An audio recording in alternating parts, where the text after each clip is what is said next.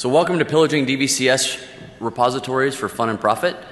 A little bit about me. I'm Adam Baldwin, not to be confused with this Adam Baldwin.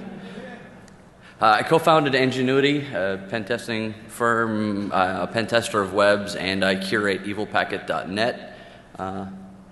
That's about it. So what the fuck is DVCS? For those of you that might not be familiar with what Git, Mercurial, or Bazaar are, they're distributed version control systems. They're source code management tools to keep track of revisions to files and crap like that. Sounds great. They're basically made up of a meta directory and a working tree at a high level. The meta directory is what we're going to be talking about today. The meta directory contains a bunch of really juicy information, and great, that's the high level overview. So what's the problem with this? It sounds like a great tool for developers and for managing revisions and things like that. The problem is that this is being used by developers and by operations to push web apps out to production. They're starting to, it's a really popular tool, right? Like git push, and now your shit's in production, right? The problem is that they're leaving these meta directories public, right? We're supposed to be blocking these. It's pretty standard practice to block directories. However, you know, these are getting left in web roots. And as an attacker, we want to have access to all of this, the information that's in this repository. The situation might be we're doing a pen test, or we're an attacker, and we want to get some foothold on this site. This might be that foothold. And no, that doesn't say .gov. So, in the situation that I ran into, we were deploying a site. They left the .git meta directory in their web root, and I wanted to see, okay, what type of exposure does this create? And as you'll see later on, we can't just simply clone the repository out of the web root. It doesn't work that way. And so the first step is identifying repositories. Then we need to figure out how to extract information from those repositories. And then, of course, some random process, and then we'll profit, as you will see. So here's how we identify repositories. It's pretty damn simple. All three of them, Git, HG, Bazaar, and there's others. I focused on these three. They all have predictable file names. They all have something in the repository that you can access and then pull a regex match against. These are very lightweight files, is why I picked these. They have great patterns, they're lightweight, and there's other files that you could use, but they're a variable size, and it's a real pain when you have to download a couple meg file to pattern match against. As an example, example.com/.git/head, and it could be any directory. It doesn't have to be just the root. If you want to see the patterns that we're using, there's a plugin for W3AF for the Web Attack and Audit Framework scanner. Just go look at the code, and there's the patterns that we're using in there. Very useful for identifying these. As far as I know, there's no other scanners that are looking for these other source code. Please, if somebody knows of them, correct me and let me know afterwards. So we wanted to understand just how large a scope this problem was, right? If we who's doing this? And so we scanned the top million Alexa sites, and we found roughly 2,000 repositories out of those 1 million sites. So it's not real common, but as you will see, the impact and the information that we can extract from these repositories is pretty significant, extremely useful to an attacker, and gives you that foothold that you might need. Obviously, the most popular was Git out of all those, so that's what we'll demo in a bit. So once you've identified the repo, that you have a Git repository or an HG repository or Bazaar, you need to clone that repository. And you can't simply run, say, git clone and clone that URL. So here's the process that we came up with to actually extract data from the repositories. First thing you need to do is check for directory browsing. If directory browsing is enabled on the site, it's game over. You can simply wget the .git directory and then restore the repository. Git, reset hard, and then you've got your contents. You got the source code, you get the entire tree. If that doesn't work, barring that, we need to get the predictable files. And there's an index file in every single one of them, an index or a dir state. That index file, that dir state, contains a listing of all of the stuff that's in that repository. And for a web application, that's the web root. That's all the crap that they're sticking in that web root, source code files and anything else that might be included. So even if you're not able to extract any additional data, you can glean a lot of information from just that single index file that's a predictable file in all instances. After we get that index and we parse that index, we need to download references that index points to, and then we can try to restore the repository after that. In some instances, that's not 100% possible because of how the repositories store data, but you're going to get enough information. So pillaging. Once we have our information, what kinds of things are we looking for? What are we going to find? Well, easy enough, we're going to find platform details. We're going to find if there's backup files, if there's SQL dumps in there, if there's source code. It's a web app, right? That's what it's going to be. Credentials, certs, API keys, just to get you started thinking. Out of those top million sites, here's the kind of stuff that we found. And I'm not going to go through all of them, but some of the more interesting ones, SQL dumps of entire databases, HT passwords, Excel documents, mail spools. You're kind of getting the picture of stuff that we're going to find. And basically, these repositories shouldn't have this stuff checked into them. That's one of the core problems. Not that they just left that the meta directory is hanging out in the web root, but that the developers are checking this crap in, right? They're not being audited. No one's giving a flying fuck what they put into the repository. And even if they did and they go, oh, I shouldn't have put that in there, they just remove it. And they forget about this old revision that's hanging out in the tree. And so if you can find stuff that's not just in the current revision. If you look a few back, you're going to find some really juicy stuff potentially just by looking at the logs.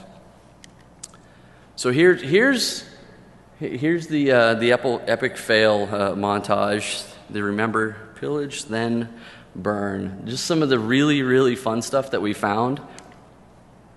Database passwords. In shell scripts. Database dumps. That does not say .gov.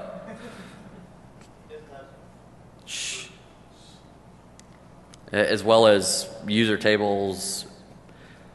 Absolute piles and piles and piles of SQL dumps that people had done and just said, oh, we'll check them into the repository and push them to our Git server because that's cheap backup and it's a really good idea. Git ignore. The git ignore file or the HT ignore file, every one of these has a different ignore file, but they're really useful. It's the developer's way of saying we don't want to be bothered by this stuff in our repository, so we're going to ignore it. We don't want to be bothered, and we're not going to check it into our repository, but we're going to put a pattern into the ignore file. Well, it's a really good place to look because you're like, oh, these are the juicy things that you don't want us to know about, but now we know about it. It's kind of like the robots.txt thing. How about customer invoices? This particular site had, I'm pretty sure, every customer invoice that ever generated hanging out in their repository. They weren't predictable file names in the web root. You wouldn't have been able to easily brute force them with something like dirbuster or anything like that, but you could extract them from the repository. How about some API keys? Apparently they still use MySpace, Google API, Facebook, SSH key for their EC2 instance. Those aren't useful at all, are they? I don't know, HT passwords. This is a really interesting one as well. It's a German site that when you went to the actual file in the web root, it was HT password protected. And if you pull that out of the repository, you can obviously get that particular file. And I'd really be curious on the discussion. I'd love to have this discussion with the EFF on, is this actually bypassing access control? These files are public because they're in the .git directory. They're just sitting there. You don't actually have to bypass access control to access them. So what type of line are you crossing if you're accessing this stuff in the Git directory, in the meta directory? Coincidentally enough, these are account numbers and routing numbers for a very large pile of their customers. So yeah, no authorization required. How about credit card numbers and doc files? Seriously? What the fuck? Like, yeah, this was actually a non-US company, but so I don't know if PCI. PCI. Wow, that went fast. So we have a demo and then a tool release to automate all of this, because I really didn't give you any technical details, because I don't know. So demo time. Hey, look, demo.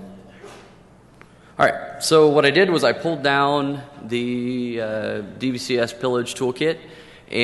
Once I push that up onto GitHub, you'll get the URL in a bit. What I included was a tool for BZR, HG, and Bazaar, or BZGit and Curial. And I included the PyCloud scripts that we use to scan the top 1,000,000 sites, so you can just use them. PyCloud's very handy for scanning a lot of stuff simultaneously. And some regex, and that's about it. So to start out, I'm going to show you, so here's the Git directory of our target site. As you see, there's a lot of different predictable file names. We've got configs, we've got the index file, the object store. This is how Git stores all their crap, right? It's the SHA value of a particular file. And those are the files that we're going to go after. And so let's show that git clone there. Git clone.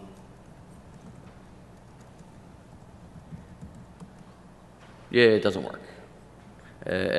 Same thing with BZ and HG. It's not going to work. If we run the particular tool, git pillage. What it does is it pulls down the index file, parses it, and lets you know, hey, you're about to make 1,900 requests.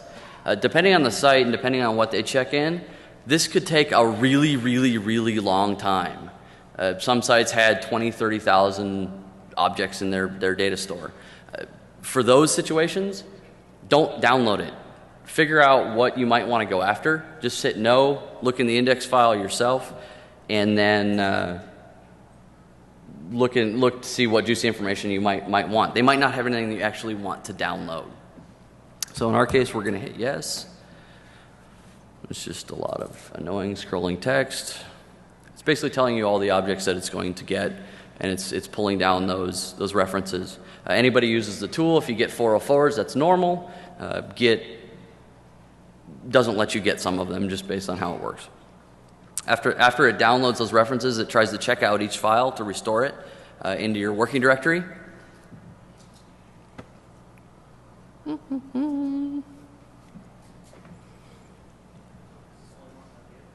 It works on Git, Bazaar, and Mercurial.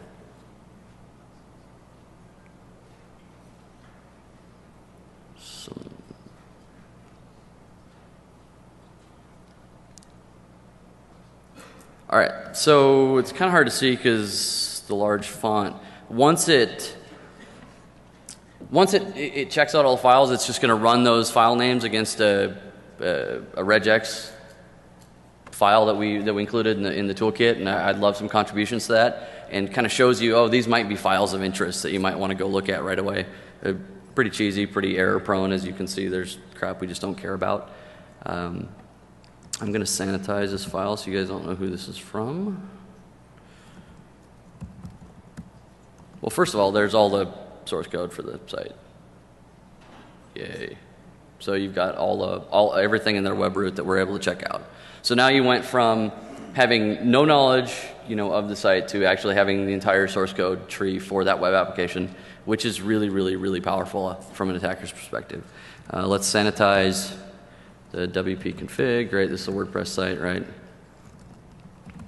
Let's hope that worked. There's some cookie hashes, database password. Again, all the crap that you'd find in a WordPress config, auth keys, all that stuff. Sanitize isn't in there, but that's something just so I could sanitize this file so you don't know who this particular site came from. It's just a random WordPress site. Let's see.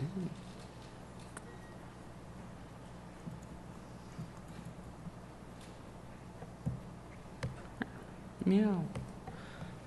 So that's pretty much it. That's the tool. You can get the tool at the GitHub repository there. And I will be putting that up after the talk. I forgot to set it public before I got up here. Please fork and contribute. There's lots of bugs. There's stuff that it could use feature-wise. It could use some love. Please contribute. Questions and answers in the QA room. That's it.